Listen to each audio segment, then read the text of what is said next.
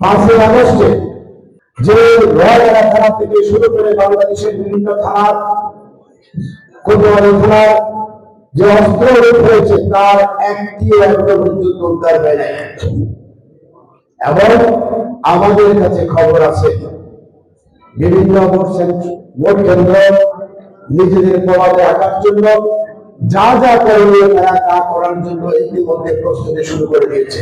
কোন সুনির্দিষ্ট কারণ ছাড়া, কোন সুনির্দিষ্ট অপরাধ ছাড়া কাউকে গ্রেফতার করার চেয়ে আমি মনে করি দৈনিক যদি অন্ততপক্ষে একটা অস্ত্র উদ্ধার করে তার প্রভাব করে গণমাধ্যমে প্রচার করতে পারেন, এই এলাকার জনমানুষের মনে স্বস্তি চলে আসবে। ত্রয়োদশ জাতীয় নির্বাচনত আগে লোহাগাড়া থানা লুটুর অস্ত্র ও অবৈধ অস্ত্র উদ্ধার করিয়ে আইনের আওতায় আনা হলে চট্টগ্রাম 15 আসনত সুষ্ঠু নির্বাচন হব। বিভিন্ন রকম ভয়ভীতি দেখায় নির্বাচন বানচাল করা যাইতনো।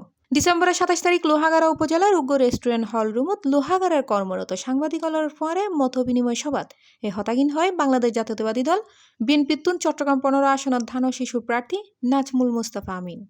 এই এলাকার ভোটাররা ভোটদানের জন্য উৎসাহিত হবে। আমি আপনাদের অনুরোধ জানাচ্ছি, আপনারা এই এলাকার শান্তি শৃঙ্খলা রক্ষার জন্য যেভাবে আন্তরিক, আপনারা একটু অবৈধ অস্ত্র উদ্ধারে একটু দৃষ্টি দিন।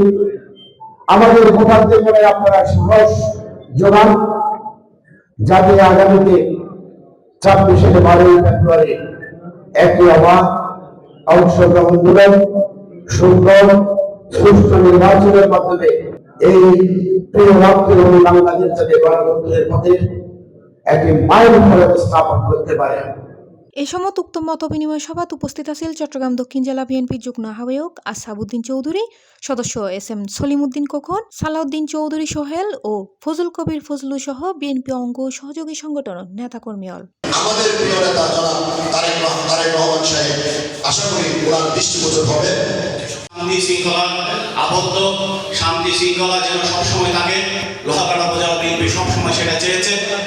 উপকার ইসলামী মূল্যবোধের সংবিধানের সংশোধনের কাজে নেতা জিয়াউর রহমানকে স্মরণ করে C+ TV চট্টগ্রাম।